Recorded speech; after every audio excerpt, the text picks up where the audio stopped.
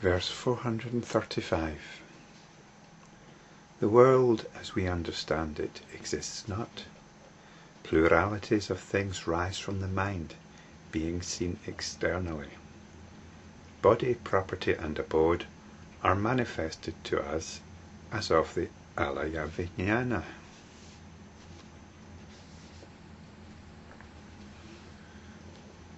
Professor Suzuki, the translators, made a couple of interpositions in brackets here. He actually said the world as we see it exists not. So he added these words, as we see it. And I changed that to as we understand it. I've taken that liberty. I hope he wouldn't mind. Because there is some truth in the world as we see it. There's truth in the seeing. That's not the problem. The problem isn't with the seeing. The problem is with the understanding, with the conceptualizing of the seeing. And that conceptualizing is to do with the understanding that there's a world out there of physical objects and other beings.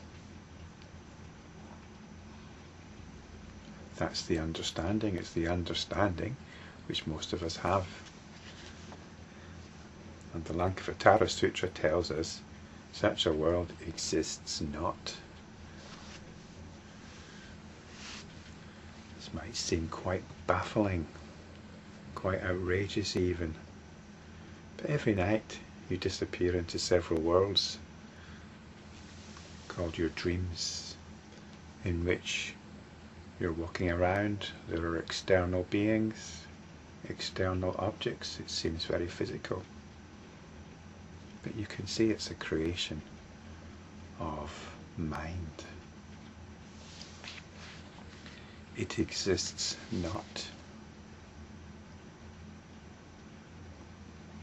And we're told that pluralities of things rise from the mind, being seen externally. Professor Suzuki's interposed this word externally because there's a putting outwards. In our dreams, consciousness projects outwards.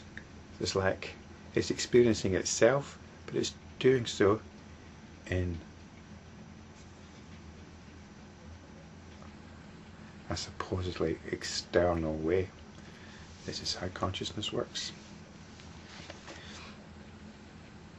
Pluralities of things rise from the mind being seen externally. I think mind here we can just understand as consciousness. Consciousness or mind is just whatever is doing its thing, presenting us with these endless panoramas. I say presenting us, but we are no more real than these external objects.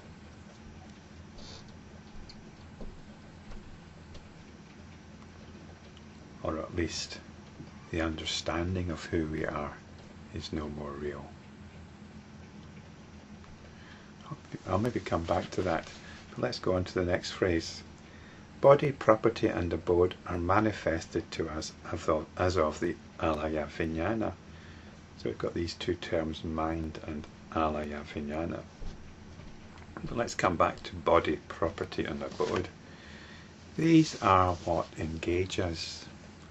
We've got our body, we need to look after it, move it around, do things with it, to feed, to procreate, so on.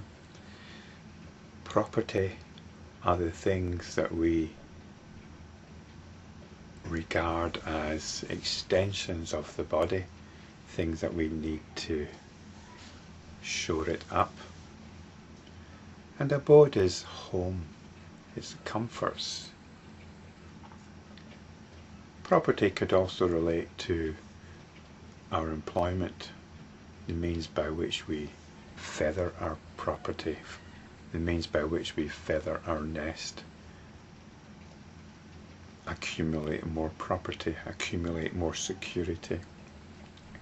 And abode is the home. It's the space we inhabit, which is actually a network of relationships, friends, family, or whatever it is that we can seek comfort in. So this is what takes up our attention. This is what directs our activity. The demands of body, property and abode. This is what gives us our focus.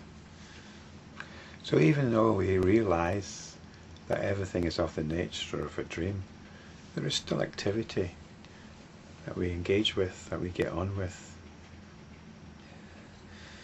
So how does this Alayavijnana contrast with mind? Sometimes they're used synonymously in the text. The Alayavijnana is like mind. It's like the ocean, which contains these vortexes. And these vortexes suck us in. Well, they suck mind in. And this sucking in of mind into its own vortexes into its own vortices is the creation of apparent individuality.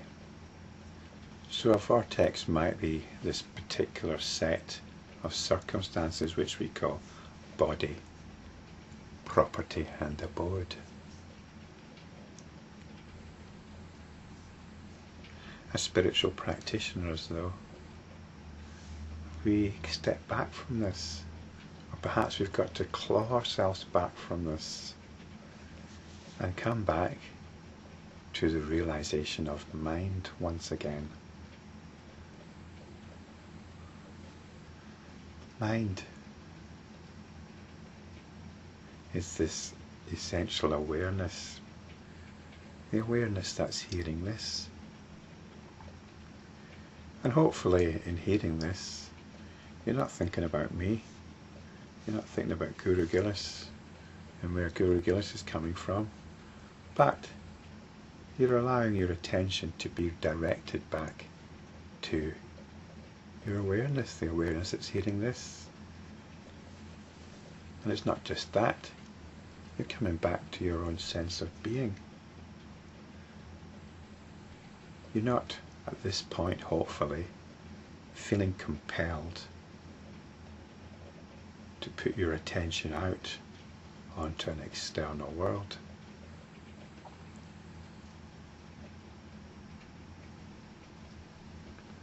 You're coming back to your sense of being, at least for a few moments. But at some point you have to get on with the demands of body, property and abode. But come back, keep coming back. This is what the next verse is about. 436. The leaders talk about the Citta, Manas, Vijnana, the Svabhava, the 5 Dharmas, the twofold egolessness, and purification. So Citta is mind. Manas is the attention to realize mind. But Manas can also be diverted into this apparent external world. This is individual consciousness, is consciousness of sights, consciousness of sounds, and so on. We get caught up in it. We get caught up in body, property and abode. We forget mind. And this is what the triple Svabhava are about.